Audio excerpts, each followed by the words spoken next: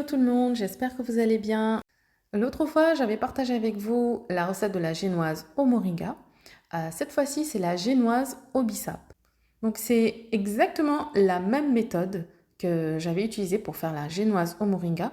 Vous pouvez vous référer à la vidéo en question. Sinon, il s'agit de monter les œufs avec le sucre, de fouetter jusqu'à ce qu'on obtienne un mélange mousseux qui a doublé de volume et qui est blanc. Alors, ajoutez la poudre de bissap à la farine, ce sera plus simple pour vous.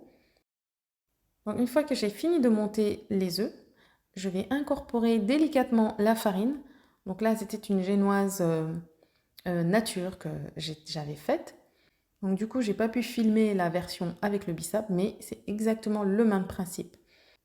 Donc, vous pouvez soit incorporer la poudre de bissap à la farine et l'incorporer à ce moment-là, ou alors mettre votre poudre de bissap dans les liquides gras que vous incorporerez au mélange.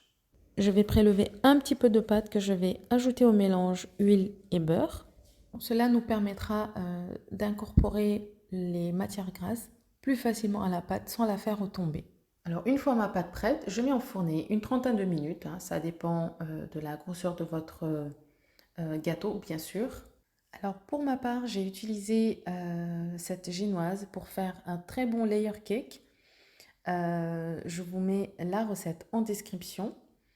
Vous pouvez l'utiliser aussi pour faire des cupcakes.